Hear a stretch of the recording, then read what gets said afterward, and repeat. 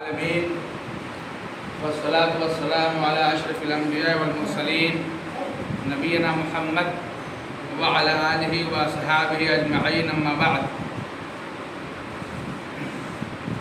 أعوذ بالله من الشيطان الرجيم بسم الله الرحمن الرحيم فمن شهد منكم الشهر فليصم ومن كان مريضا أو على سفر فعدة من أيام أخر وقال تعالى في موضع آخر إنا أنزلناه في ليلة القدر وما أدراك ما ليلة القدر ليلة القدر خير من ألف شهر تنزل الملائكة والروح فيها بإذن ربهم من كل أمر سلام هي حتى مطلع الفجر. وقال النبي صلى الله عليه وسلم عن عائشة رضي الله تعالى عنها قالت كان رسول الله صلى الله عليه وسلم إذا أراد أن يعتكف صلى الفجر ثم دخل في معتكفه وقال في موضع آخر من قام ليلة القدر إيمانا واحتسابا غفر له ما تقدم من ذنبه. سامعین کرام، دینی ملی بھائیوں، بزرگوں اور دوستوں، اللہ رب العالمین کا فضل و کرم ہے، شکر و احسان ہے کہ ہمیں رمضان جیسے مبارک مہینے میں روزہ رکھنے کے ساتھ ساتھ دیگر اعمال صالحہ کو انجام دینے کی توفیق بخشی. وللہ الحمد والمنہ. درود و سلام نازل ہو آخری نبی محمد مصطفیٰ محمد مصطفیٰ عربی صلی اللہ علیہ وسلم پر. حضرات گرامی، ہم اور آپ جس مہینے سے گزر رہے ہیں، جو مہینہ ہمارے اور آپ کے اوپر سایہ فگن ہے، رمضان کا مہینہ ہے، جو نہایت ہی خیر والا، برکت والا، اہمیت اور فضیلت والا مہینہ ہے. مکمل ایک مہینے کا روزہ رکھنا ہم تمام مسلمان، چاہے مرد ہو یا عورت، عاقل، بالغ، مقیم اور صحت مند پر فرض ہے.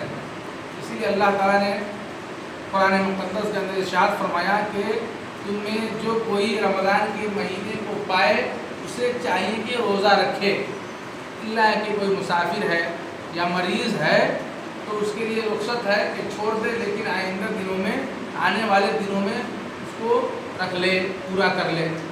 بہرحال تقریباً ہم لوگ پہلے اور دوسرے عشرے کو پار کر گئے، پہلے اور دوسرے دہائی کو پار کر گئے، تیسرے عشرے میں ہم داخل ہو رہے ہیں، بلکہ داخل ہو چکے ہیں. آخری دہائی جو رمضان مبارک آخری عشرہ ہے، اس میں ہم داخل ہو چکے ہیں. اس آخری عشرے میں کئی اعمال ہیں، کئی اعمال اللہ کے نبی صلی اللہ علیہ وسلم کے بارے میں ہے کہ خاص طور سے نبی کریم صلی اللہ علیہ وسلم جب آخری عشرہ آتا، یعنی آخری 10 دن جو باقی رہتا، اس میں اور کمر بستہ ہو جاتے، تیار ہو جاتے، کمر کس لیتے نیکی کے کاموں کو انجام دینے کے لیے، اعتکاف میں بیٹھنے کے لیے، شب قدر میں شب بیداری کرنے کے لیے، عبادات کرنے کے لیے. نبی کریم صلی اللہ علیہ وسلم کا کیا عمل تھا کہ آخری عشرے میں کمر کس لیتے تھے. پہلے اور دوسرے عشرے میں کچھ اعمال صالحہ کبھی بیشی ہو بھی جائے، لیکن آخری عشرے میں انسان کو چاہیے کہ نبی کریم صلی اللہ علیہ وسلم کی سنت پر عمل کرتے ہوئے ہر طرح سے اپنے آپ کو فارغ کر لے، اور آخری عشرے میں قیام اللیل، تراویح، تہجد، عبادات، نوافل کا اہتمام، اعتکاف میں بیٹھنا، قرآن مجید کی تلاوت، جتنے بھی اعمال صالحہ ہے، عبادات کے کام ہیں، اس کو انجام دینے کے لیے اپنے آپ کو بالکل فٹ رکھ کے تیار کر لے. بہت ساری مصروفیات اور مشغولیات سے اپنے آپ کو فارغ کر لے. اس میں ایک اہم کام، اہم عمل اعتکاف ہے. اللہ کے نبی صلی اللہ علیہ وسلم کی سنت مؤکدہ ہے. نبی کریم صلی اللہ علیہ وسلم خود اعتکاف میں بیٹھتے تھے، اور آخری عشرے میں اللہ کے نبی صلی اللہ علیہ وسلم کے بارے میں ہے کہ خود جاگتے تھے، شب بیداری کرتے تھے اور اپنے اہل و عیال کو جگاتے تھے.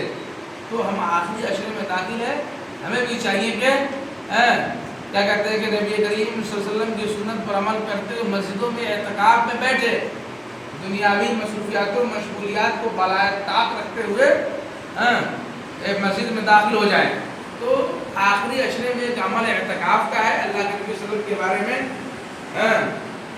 ابو ہریرہ رضی اللہ تعالیٰ عنہ سے مروی حدیث ہے کہ كان يعرض على النبي صلى الله عليه وسلم القرآن كل عام مرة فعرض عليه مرتين في العام الذي قبل وكان يعتكف كل عام 10 فاعتكف 20 في العام الذي قبل. رواه البخاری. بخاری کی روایت ہے، ابو ہریرہ رضی اللہ تعالیٰ عنہ سے مروی ہے کہ نبی کریم صلی اللہ علیہ وسلم پر ہر سال قرآن پیش کیا جاتا، قرآن پڑھا جاتا ایک مرتبہ، اور جس سال آپ صلی اللہ علیہ وسلم کی موت ہوئی، جس سال آپ صلی اللہ علیہ وسلم کا انتقال ہوا، اس سال 2 مرتبہ قرآن پیش کیا گیا، 2 مرتبہ قرآن پڑھا گیا. اسی طرح اللہ کے نبی صلی اللہ علیہ وسلم ہر سال 10 دن کا اعتکاف کرتے تھے، اور جس سال آپ صلی اللہ علیہ وسلم کا انتقال ہوا اس سال آپ نے 20 دن کا اعتکاف کیا. تو اس حدیث کو بخاری نے روایت کیا. اسی طرح عائشہ رضی اللہ تعالیٰ عنہ سے مروی حدیث ہے، عائشہ رضی اللہ تعالیٰ عنہ نے کہا کان رسول اللہ صلی اللہ علیہ وسلم اذا اراد ان یعتکف صلی الفجر، نبی کریم صلی اللہ علیہ وسلم جب اعتکاف کا ارادہ کرتے تو فجر کی نماز پڑھ لیتے، ثم دخل فی معتکفہ، اپنے اعتکاف کی جگہ میں داخل ہو جاتے تھے. جیسے 20 رمضان ہے، آج فجر بعد بھی داخل ہو سکتے ہیں، اسی طرح سے یعنی مغرب بعد بھی داخل ہو سکتے ہیں. آج دن بھر کسی وقت اپنے آپ کو مسجد میں کنارہ کشی اختیار کر لے، اعتکاف میں کی جگہ میں چلے جائیں، اور یہ جو 10 دن رہ گئے اس میں اعتکاف میں بیٹھے، اور اعتکاف میں بیٹھنے کے دوران عبادات کرے، نوافل کا اہتمام کرے، ذکر و اذکار کرے، تسبیح اور تحلیل بیان کرے. اسی طرح سے قرآن مجید کی تلاوت کرے، دعا کرے، گناہوں کی مغفرت طلب کرے. اعتکاف میں بیٹھتے ہوئے بلا کسی خاص ضرورت کے باہر نہ نکلے. خاص طور سے پہلے کے زمانے میں پاخانہ اور پیشاب کی سہولت مسجدوں میں نہیں تھی، یعنی بیت الخلاء کا انتظام نہیں تھا، تو اعتکاف میں بیٹھنے والے باہر جاتے تھے پاخانہ کرنے. اب جہاں ٹوائلٹ کی سہولت ہے تو مسجد میں کیا کہتے ہیں رہے اور اپنے قضائے حاجت پوری کرے، بلا ضرورت مسجد سے باہر نہ جائے. البتہ کوئی کھانا پہنچانے آئے یا کسی اہم ضرورت کے تحت گھر کا کوئی فرد آئے اس سے گفتگو کر سکتے ہیں، یا چھوٹا بچہ ہے یا کوئی عورت ہے تو اس کو چھوڑنے کے لیے گھر جا سکتے ہیں. اللہ کے نبی صلی اللہ علیہ وسلم ایسا کرتے تھے. تو اس کے علاوہ کوئی بیمار پڑ گیا تو مریض کی عیادت کے لیے نہیں جا سکتے، جنازہ میں شریک نہیں ہو سکتے. اس طرح سے کوئی خاص اہم ضرورت نہ ہو تو باہر نہیں نکل سکتے. یہ اعتکاف کے آداب میں شامل ہے. عائشہ رضی اللہ تعالیٰ عنہ کی ایک حدیث ہے، اللہ کے قالت السنة على المعتكف ان لا يعود مريضا ولا يشهد جنازة ولا يمس امرأة ولا يباشرها ولا يخرج لحاجة الا لما لا بد منه ولا اعتكاف الا بصوم ولا اعتكاف الا في مسجد جامع. یعنی اعتکاف کے آداب میں سے ہے کہ معتکف کے لیے سنت یہ ہے کہ مریض کی عیادت نہ کرے، جنازہ میں شریک نہ ہو، ہم بستری نہ کرے، عورتوں کو نہ چھوئے، یعنی عورتوں کے ساتھ ہم بستری نہ کرے. اسی طرح سے بغیر کسی خاص ضرورت کے مسجد سے نہ نکلے. اور اسی طرح سے روزے کی حالت میں اعتکاف، ایسا نہیں کہ روزہ نہیں رکھ رہے ہیں اور اعتکاف میں بیٹھ گئے، ایسا نہیں، روزہ رکھنے والے پر ہی اعتکاف ہے. اسی طرح سے مسجد میں اعتکاف ہو، گھر میں نہ ہو. اور دوسری حدیث میں ان نبی صلی اللہ علیہ وسلم اعتکف معه بعض النساء، عورتیں بھی اعتکاف میں بیٹھ سکتی ہیں. نبی کریم صلی اللہ علیہ وسلم کی ازواج مطہرات بھی اور اعتکاف میں بیٹھتی تھی، لیکن کہاں؟ جہاں انتظام ہو. آج بھی حرم شریف میں، حرمین شریفین مکہ اور مدینہ میں جو حرم مسجد ہے اس میں باضابطہ انتظام ہے، عورتوں کے لیے گھیرا بندی ہے، پردہ ہے، سارا سسٹم ہے، انتظام ہے، تو وہاں عورتیں بیٹھتی ہیں. تو جس مسجد میں جہاں خاص طور سے مسلم کنٹریز میں ان سب چیزوں کی سہولت اہتمام ہے تو وہاں عورتیں بھی بیٹھتی ہیں، لیکن جہاں انتظام نہ ہو، پردہ نہ ہو، تو وہاں عورتوں کے لیے بیٹھنا کیا کہتے ہیں کہ مناسب نہیں ہے. اور اسی طرح سے اس آخری عشرے میں ایک رات ہے شب قدر جو 1000 مہینوں کی عبادت سے بہتر ہے.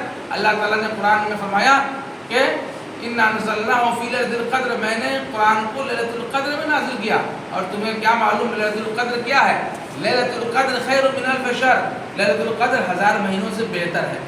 اور اللہ کے نبی صلی اللہ علیہ وسلم نے فرمایا من قام لیلۃ القدر ایمانا واحتسابا غفر له ما تقدم من ذنبه، کہ جس نے شب قدر میں قیام کیا، تہجد کا اہتمام کیا، تراویح اور قیام اللیل کیا، ایمان کی حالت میں اجر و ثواب کی امید سے، تو اس کے تمام صغیرہ گناہ معاف کر دیا ہے. تو یہ ہے فوائد. آخری عشرے میں ہم اپنے آپ کو تیار کر لیں، کمر بستہ ہو جائے عبادت کرنے کے لیے.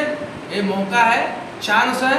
اللہ تعالیٰ سے دعا کہ اللہ تعالیٰ ہم سب کو اس آخری عشرے میں خوب سے خوب بڑھ چڑھ کر نیکی کے کاموں کو کرنے کی توفیق عطا فرمائے، اور اس آخری عشرے میں جو ایک رات ہے شب قدر، اس میں بھی جاگنے اور اپنے بال بچوں کو جگانے کی توفیق عطا فرمائے۔ وصلی اللہ علی نبینا محمد وعلی آلہ وصحابہ اجمعین، والسلام علیکم ورحمۃ اللہ وبرکاتہ۔